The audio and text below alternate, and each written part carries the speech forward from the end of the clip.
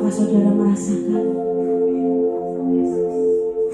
Mari kita lebih mendekat lagi kepada Tuhan.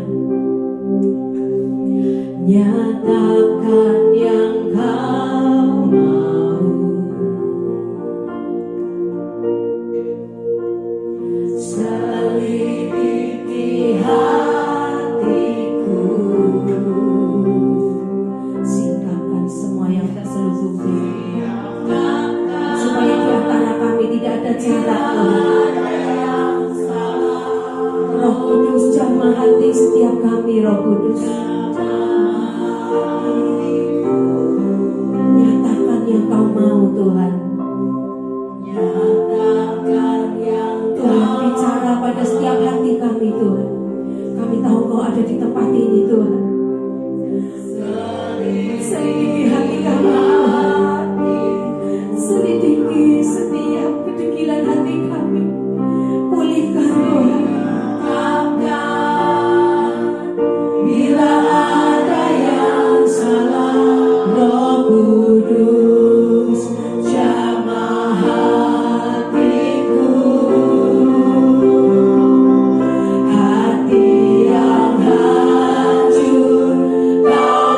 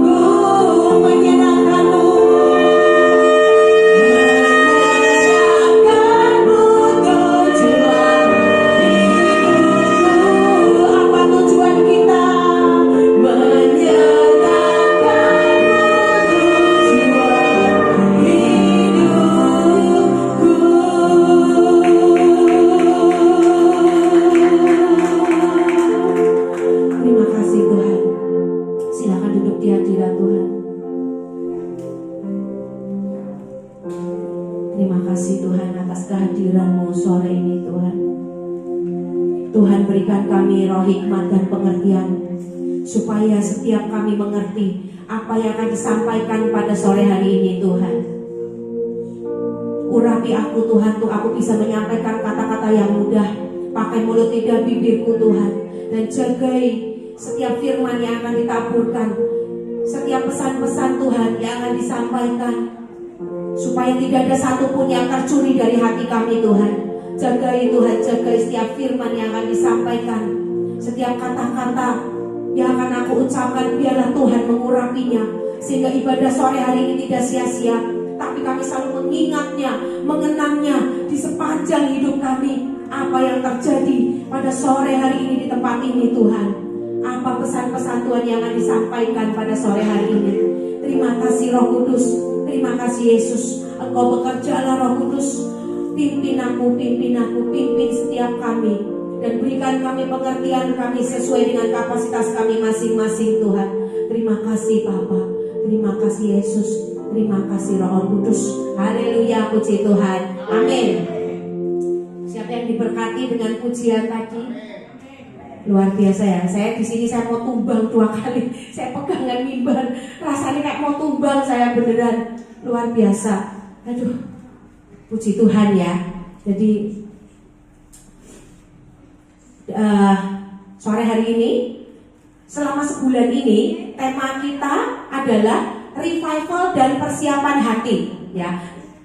Sebelum bulan depan masuk kepada kegerakan-kegerakan ya, bulan ini Januari ini masih berbicara tentang revival dan persiapan hati ya. Hari ini kita mau bicara membangun altar dan revival ya. Apa yang disebut altar? Altar adalah suatu tempat di mana bahwa Tuhan ingin selalu bertemu dengan kita di suatu tempat, yaitu di mana? Yang pertama adalah di hati kita terlebih dahulu ya. Yang kedua di rumah kita ya. Di rumah kita di mana biasa kita menyembah Tuhan ya. Jadi revival bicara tentang kebangkitan. Tuhan mau hati kita bangkit terlebih dahulu sebelum membawa orang lain, komunitas kita, orang-orang yang kita temui untuk bangkit. Jadi Tuhan mau hati kita terlebih dahulu dipersiapkan untuk kebangkitan ya. Selama seminggu ini saya berkumpul sama Tuhan. Tuhan, apa sih yang Tuhan mau ngomong tentang membangun altar dan revival, membangun altar demi revival. Tuhan tuh mau sampaikan apa? Firman-Nya yang mana Tuhan?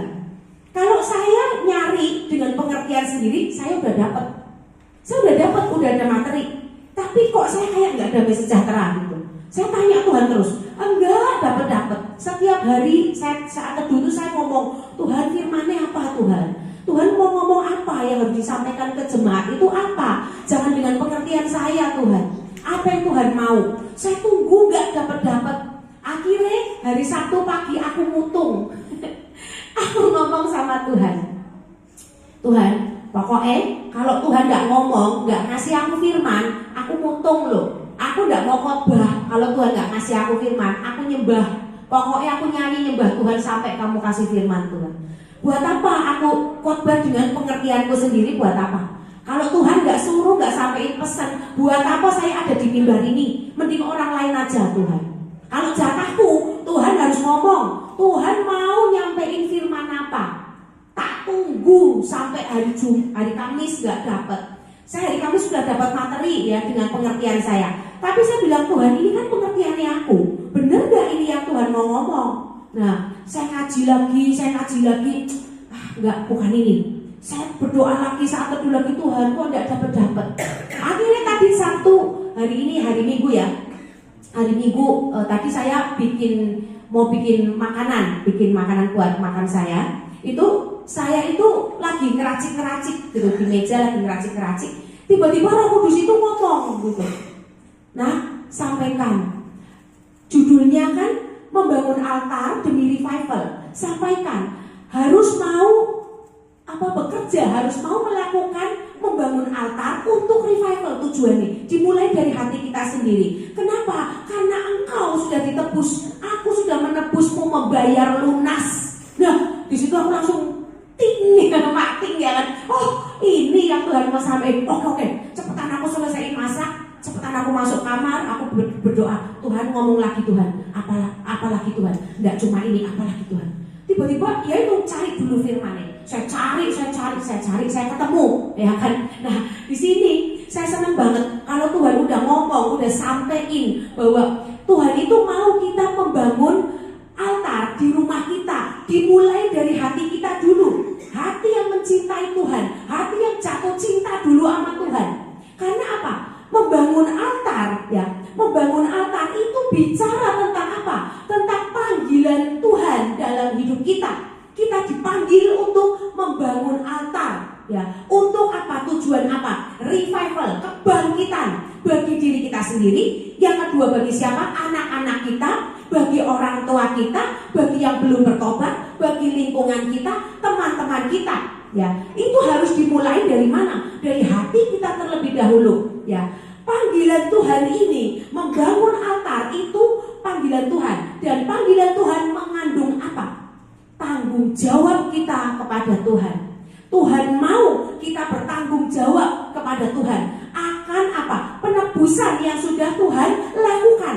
Tuhan sudah menebus kita, membayar lunas hidup kita, ya.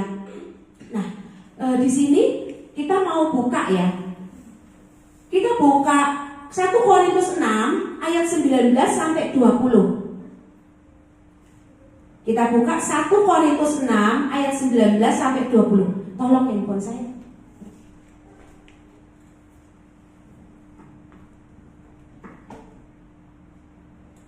Ada yang udah ketemu? 1 Korintus 6 ayat 19 sampai 20 ya.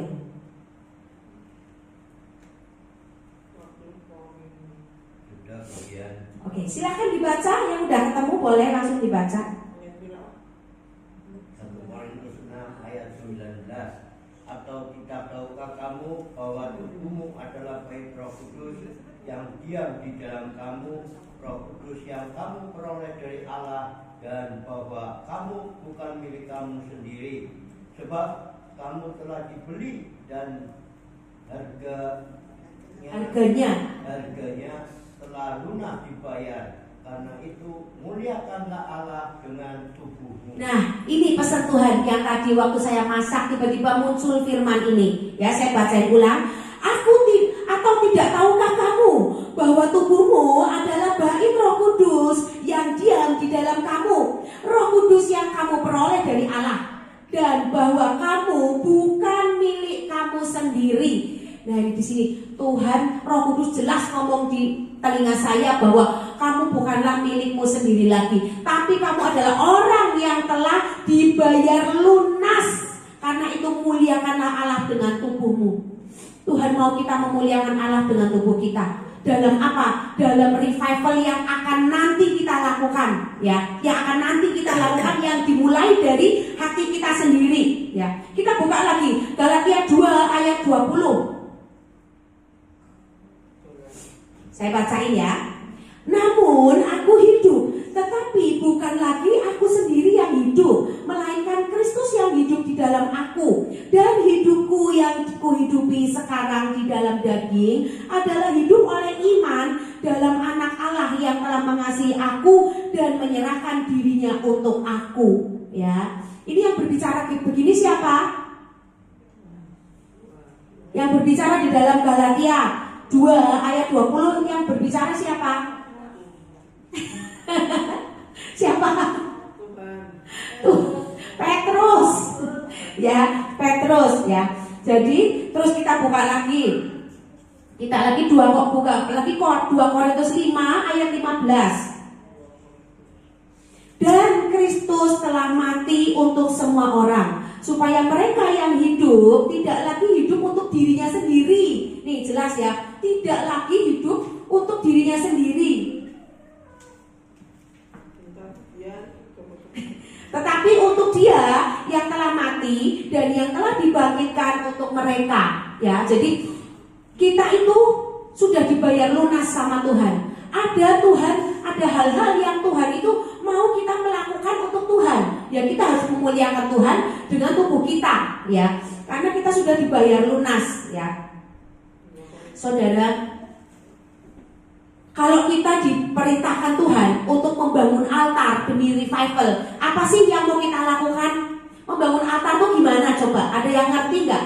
Tuhan bilang bahwa kita sudah dibayar lunas dan Tuhan mau kita membangun altar untuk revival, kebangkitan, supaya semua orang yang kita temui itu diselamatkan. Apa yang kita lakukan? Misalnya saat teduh, ya, membangun hubungan yang benar dengan Tuhan, ya. Berdoa, ya betul, berdoa, merenungi firman Tuhan, ya, itu membangun altar di rumah kita dulu, dimulai dari pribadi kita dulu, ya kan. Nah, terus saudara tahu nggak, tahun 2026 ini, waktu akhir tahun itu, akhir tahun 2025, kita kan sudah menetapkan segala sesuatu. Akhir tahun kita ibadah di tempat ini, kita menetapkan segala sesuatu bagi anak-anak kita, bagi hidup kita, bagi pekerjaan kita, bagi gereja kita. Berarti tahun 2026 adalah saatnya untuk apa? Untuk menuai, ya kan? Untuk menerima segala janji Tuhan, segala yang sudah kita tetapkan, yang sudah deal dengan Tuhan. Ya, karena apa? Kenapa kita bisa ngeklaim janji Tuhan? Karena kita sudah melakukan bagian kita. Kalau kita belum melakukan bagian kita, belum membangun altar, belum punya hubungan yang benar dengan Tuhan, mana bisa ngeklaim janji? Enggak nabung, minta bunga. Enggak nabung, mau ambil uang. Mana bisa? Yang ada diusir satpam. Ya, jadi kita ngerti ya. Kalau kita sudah menerima, sudah menetapkan segala sesuatu, kita melakukan bagian kita, tahun 2026 waktunya kita menuai, menerima janji Tuhan melalui apa? Membangun altar di rumah kita terlebih dahulu, supaya berkat pribadi itu turun. Ada portal surga yang terbuka di rumah kita, tempat malaikat turun naik, mengantarkan apa? Berkat, mengantarkan sukacita yang dari surga. Kalau rumah kita, langitnya di atas rumah kita ini tembaga, berarti membangun altar enggak? Enggak. Lah kita harus membangun altar, membangun hubungan dengan Tuhan. Ada satu tempat di mana kita tuh rutin konsisten berdoa, menyembah Tuhan, baca firman di rumah kita. Bisa sendiri, bisa mesbah bersama keluarga. Ya di satu tempat itu kita terus berdoa. Ya jadi banyak tempat di mana di kamar anak misalnya, besok di kamar kita, besok di ruang tengah. Ya, jadi rumah kita tuh penuh dengan awan kemuliaan Tuhan. Karena kita terus menyembah, connect dengan sorga. Ada pintu-pintu sorga yang terbuka, ya portal sorga yang terbuka untuk tempat turunnya berkat, ya kan? Istilahnya seperti itu, untuk tempat turunnya berkat. Itulah kenapa Tuhan bilang membangun altar demi revival. Revival, kita sekarang mau bicara revival, ya kan? Revival itu dimulai dari jatuh cinta dengan Tuhan, ya. Kalau kita nggak jatuh cinta dengan Tuhan dulu, mana bisa kita mengajak orang lain, sedangkan kita sendiri tawar hati, ya kan? Nah, di situ. Jadi orang yang diajak Tuhan untuk membangun altar demi revival, jadi hubungan kita pribadi dengan Tuhan benar dulu. Ya, terus untuk membangkitkan orang lain, membawa jiwa-jiwa. Berarti apa? Berarti kita ini harus sudah beres dulu urusan pribadinya. Kalau urusan pribadi kita belum beres, ya, kita masih memusingkan urusan rumah tangga. Anakku belum gini, anakku belum gitu, anakku belum gini, anakku belum gitu.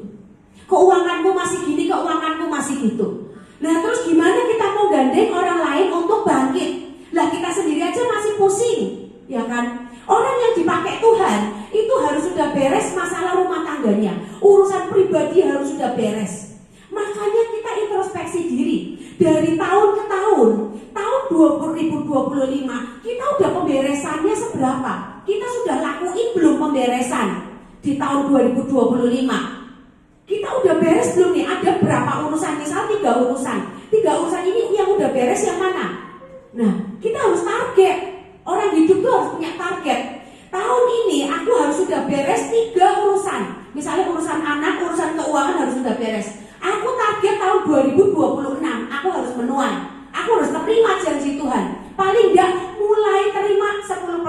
dulu. Jangan sampai nggak nerima sama sekali. Jadi kita harus apa? Nggak boleh memusingkan urusan kita terlebih dahulu. Ya nggak boleh memusingkan urusan orang yang dipakai Tuhan ini. Harus beres dulu masalah pribadinya. Ya. Dan orang yang dipakai Tuhan untuk revival, kenapa harus pemberesan hati dulu? Karena harus orang yang tidak menyayangkan nyawanya. Kalau masih takut mati, masih takut kena serangan balik, masih takut dihajar iblis, nggak bisa dipakai Tuhan untuk revival, nggak bisa. Karena dari hatinya aja nggak yakin Tuhan mau pakai. Aku bisa nggak ya memenangkan dia? Aku bisa nggak ya? Lah gimana mau kita dipakai Tuhan? Diri kita sendiri aja nggak yakin, ya kan? Jadi kita harus terus mulai sekarang. Kita harus punya target. Ya, saya punya target di tahun 2026. Saya harus menuai. Saya udah targetin itu. Karena saya udah tetapkan selama Desember tahun 2025 saya introspeksi diri. Apa yang belum beres? Apakah saya masih menyayangkan nyawa saya waktu melayani Tuhan? Apa yang belum beres dengan anak saya kerjakan itu tahun 2025. Dan Tuhan mulai membuka jalan di tahun 2026. Semuanya mulai digenapi satu persatu. Apa yang jadi pergumulan saya, saya sudah menerima. Walaupun mungkin baru 25%, tapi saya tahu akan jadi 100% waktu saya berusaha. Waktu kita membangun altar. Oke. Semangat ya. Nah itu ya. Jadi sebagai orang-orang yang harus punya hubungan benar dengan Tuhan, kita harus tidak boleh menyayangkan nyawa. Buktiin sama Tuhan bahwa kita itu layak diberkati, bahwa kita itu layak bisa dipakai Tuhan untuk kebangkitan. Ya, dengan cara hubungan kita pribadi dengan Tuhan benar dulu. Ya, jadi kita tidak boleh menyayangkan nyawa kita, tidak memusingkan perkara duniawi. Kita mau menyangkal diri dan mengutamakan kepentingan Tuhan. Ya, itu orang-orang yang punya hubungan benar dengan Tuhan. Dia harus jatuh cinta dulu dengan Tuhan. Kalau nggak jatuh cinta nggak mungkin bisa. Coba amati orang yang lagi jatuh cinta ya, itu punya ide-ide yang kreatif mesti, ya kan? Suka sama perempuan misalnya. Orang ini suka sama perempuan si A misalnya. Dia akan datang ke rumahnya nggak usah disuruh, nggak usah dioprak-oprak, terus datang dewe, ya toh. Itu orang yang mencintai, berusaha, datang juga. Ini cewek ini senangnya apa ya kira-kira ya? Lah dibawain, ya kan? Misalnya dia, coba aku bawainlah karangan bunga, ya kan, yang indah ya, yang romantis, dikasih coklat, itu timbul ide yang kreatif. Demikian juga orang dipakai untuk revival. Kalau stuck gitu-gitu aja dalam melayani Tuhan, berarti nggak mencintai Tuhan, karena nggak ada kreatifnya. Apa yang disebut kreatif? Secara hubungan pribadi dengan Tuhan, kreatifnya gimana? Karena Tuhan kan nggak kelihatan. Kalau orang kelihatan, ya kan? Hubungan cinta antara ibu dengan anak itu kelihatan, ya. Mama mengasihi anaknya, pergi mesti bawain oleh-oleh, ya kan? Mesti bawain apa yang dia suka, ya kan? Bawain baju, bawain sepatu, ya kan? Ngasih uang sangu waktu anaknya mau sekolah dan sebagainya. Ada banyak ekspresi cinta oleh karena kekreatifan yang timbul dari cinta yang sungguh-sungguh di dalam hati kita. Nah, kita itu spek kita, standar kita kepada Tuhan harus seperti itu untuk bisa membangun altar. Kalau kita belum jatuh cinta yang kayak gitu sama Tuhan, gak akan bisa membangun altar. Yang ada cuma lubang kecil doang. Bukan pintu yang gede, ya kan? Yang malaikat-malaikat bisa turun naik, tapi cuma lubang kecil. Soalnya cinta ini cuma kecil doang. Ya, nah gimana terusan? Ya kan? Contohnya gini. Saya kasih contoh diri saya sendiri ya. Siapa tahu Tuhan memberi hikmat kepada saudara-saudara sekalian untuk kreatif di hadapan Tuhan tuh gimana sih? Saya kalau nyembah Tuhan di kamar, saya kalau bangun tidur misalnya, saya nyembah seadanya saya gitu, belum yang sampai seperti itu. Nah, Tuhan nanti nyembah, kita bersyukur kepada Tuhan, bangun tidur ya, masih di tempat tidur, belum gosok gigi, belum mandi, ya. Terus kita berdoa, kita doa peperangan sebentar untuk ngawal setiap kegiatan kita sepanjang hari. Nah, habis itu saya keluar dari kamar, mandi atau gosok gigi, ya. Habis itu saya masuk lagi, saya baca firman 1 atau 2 pasal, lalu saya nyembah.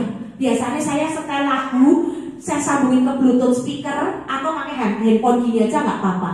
Nah, Saya mulai fokus karena saya udah bersih badannya ya, udah sikat gigi, saya mulai fokus. Tuhan, aku mau menyembah. Terus aku nyanyi, ngikutin saya YouTube, saya ikut nyanyi. Bukan YouTube yang nyanyi loh ya, kitanya juga ikut nyanyi loh. Diiringi lagu musik dari YouTube misalnya. Nah, karena musik yang saya sambungin ke Bluetooth speaker ini membuat saya tuh bersemangat gitu, karena keras kan.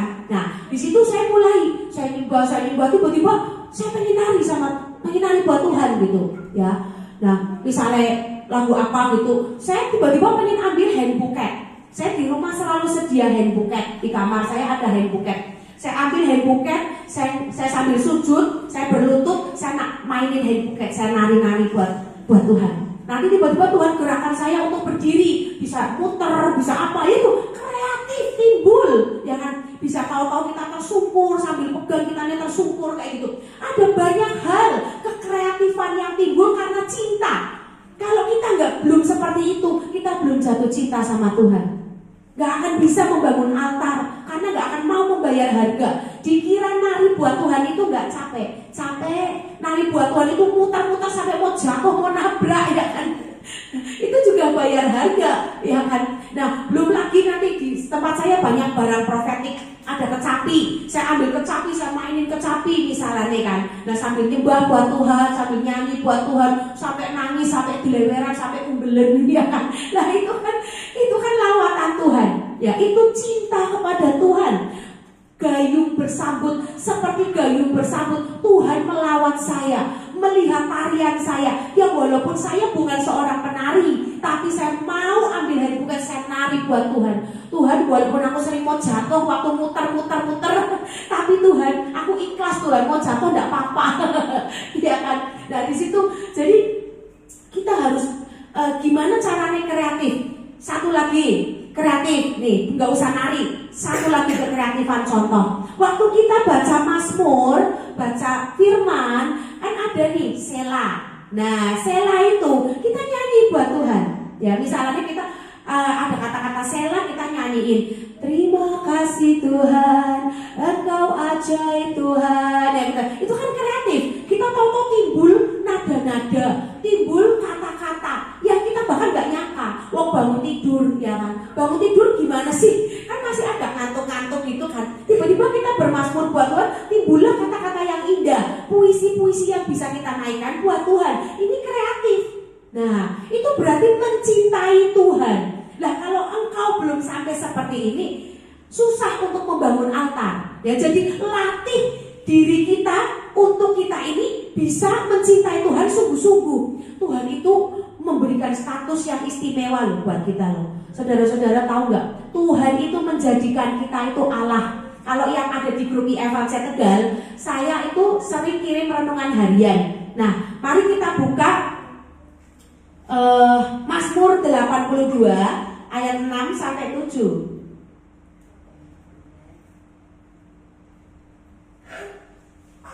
Mazmur 82 ayat 6 sampai 7 ya.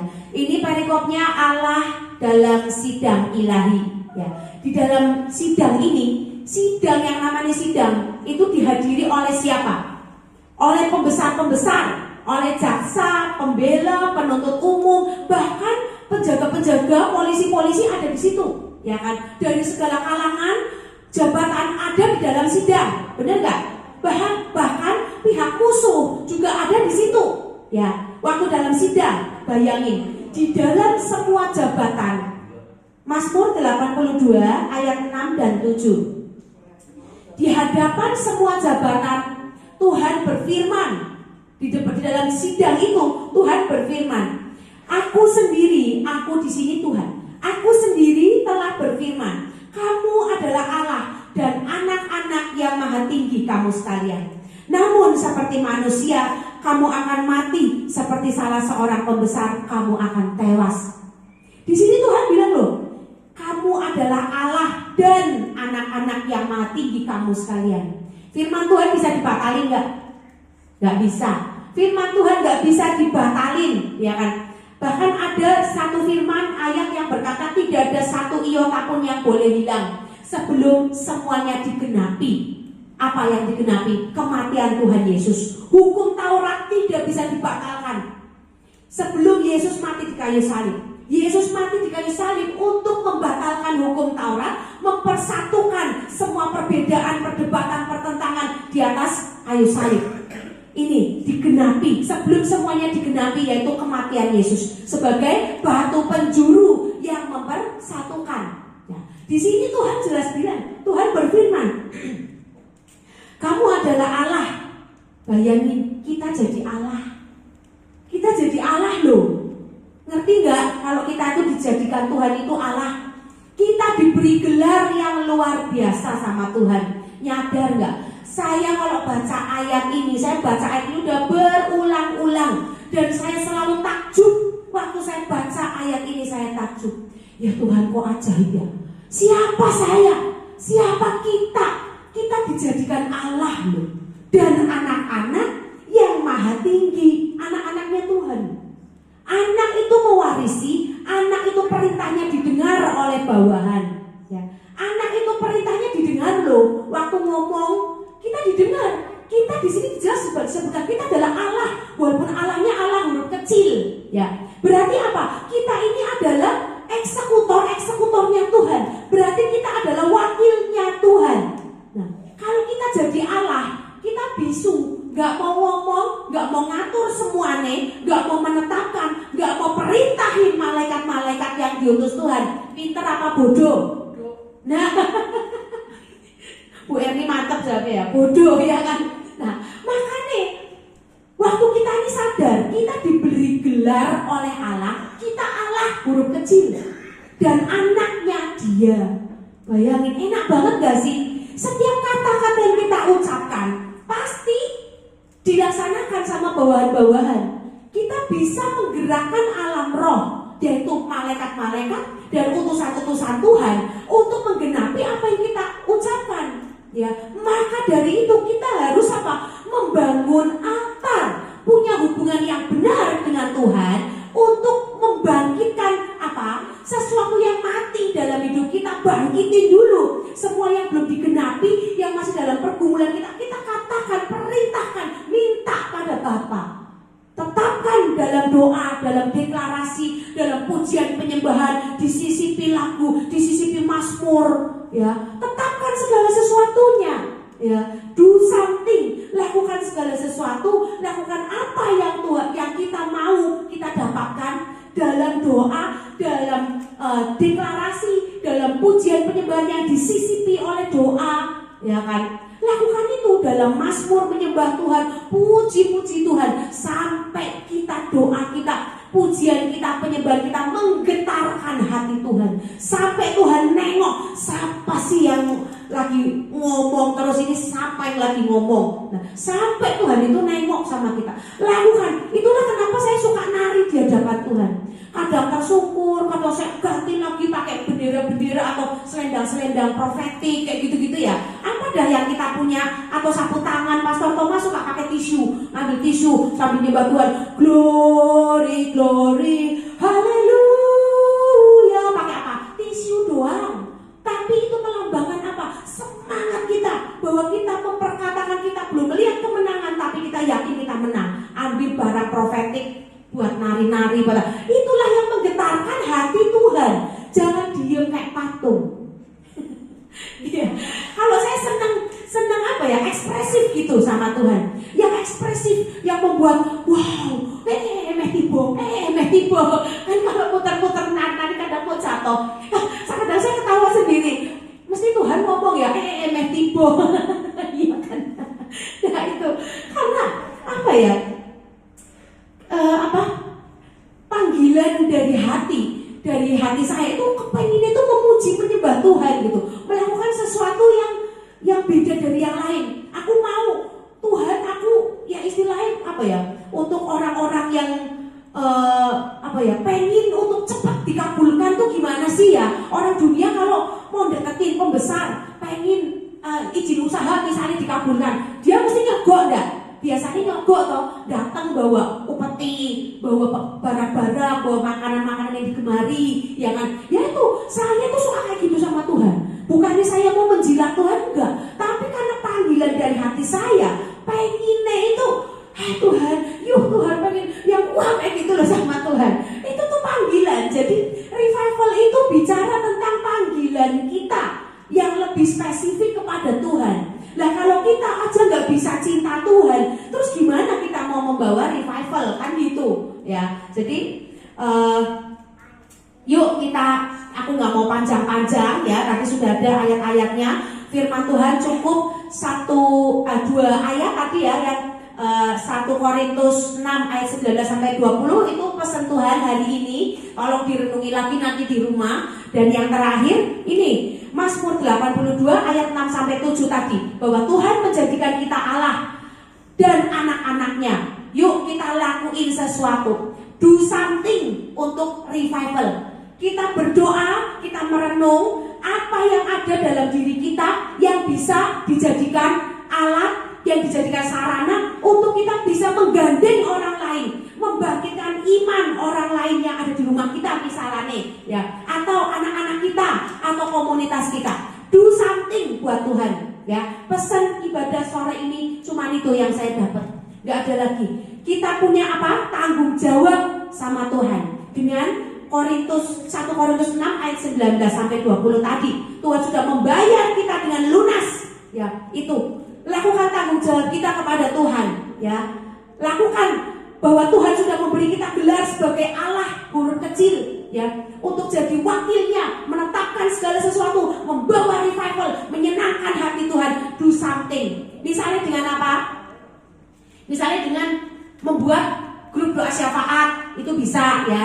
Terus telepon teman-teman yang lagi dalam kesusahan, ditelepon, didoa-doakan. Itu juga membuat revival loh ya, membuat revival itu. Terus buka rumah kita, yuk persekutuan doa di rumah kita, atau yuk kita penyembahan pujian di rumah kita. Setengah jam aja, habis itu doa. Siapa yang mau didoakan, yuk kita doain rame-rame, kita arahkan tangan rame-rame gitu-gitu ya. Atau kita panggil teman-teman yang kurang mampu, misalnya cuma 10 orang, kita makan bersama di rumah kita. Nah itu, ya itu juga revival. Ada banyak hal yang bisa kita lakukan untuk membangun revival, membangun kebangkitan. Orang yang suam-suam kuku jadi berapi-api, jadi radikal. Orang yang lagi lemah imannya jadi bangkit. Orang yang lagi gak percaya Tuhan, lagi mana Tuhan, gak ada Tuhan dalam hidup kita, merasakan Tuhan itu hidup lewat apa? Something yang kita lakukan tadi ya. Oke, semangat ya semuanya ya. Oke ya, jelas ya. Yuk kita naikkan pujian yang tadi. Ya? Iya, silakan. Di 2 Tawarik 7 ayat 14 bacakan pujian. 2 Tawarik 7 ayat 14. Itu umatku tentang hak Tuhan memberi. 2 Tawarik 7 ayat 14 ya Pak ya. Dan umatku yang atasnya namaku disebut merendahkan diri, berdoa dan mencari wajahku, lalu berbalik dari jalan-jalannya yang jahat, maka aku akan mendengar dari sorga dan mengampuni dosa mereka serta memulihkan negeri mereka. Amin. Tepuk tangan buat Om Besun. Om Besun dapat rema dari Tuhan ya sore hari ini. Iya dari Tuhan ya. Jadi dapat rema kan, dapat pesan Tuhan juga ya. Konfirmasi ya Om. Thank you Om Besun. Ya 2 Tawarik 7 ayat 14. Oke? Yuk kita siapkan hati. Kita katakan sekali lagi ya, bahwa Tuhan itu menginginkan hati kita yang hancur. Untuk kita bisa jatuh cinta sama Tuhan, kita perlu cinta mula-mula. Cinta mula-mula didapatkan dari mana? Dari hati yang hancur, hati yang mau berkenan kepada Tuhan. Oke? Hati yang hancur, kau berkenan. Hati yang taat, yang kau cari. Temukanlah hati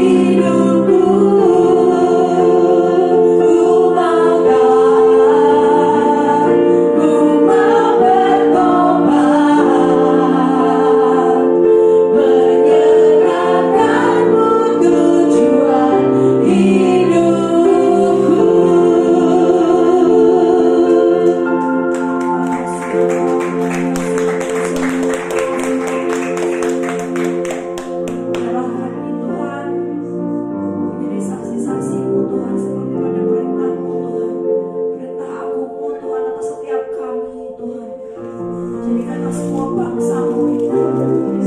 Ya Tuhan, terima kasih Bapa, kuduskan layanan kami Tuhan, untuk membawa lawatan-Mu Tuhan bagi keluarga kami Tuhan, bagi tetangga-tetangga kami sekeliling kami, bagi saudara-saudara seiman kami Tuhan, sampai kami boleh Engkau berikan kami Tuhan kepercayaan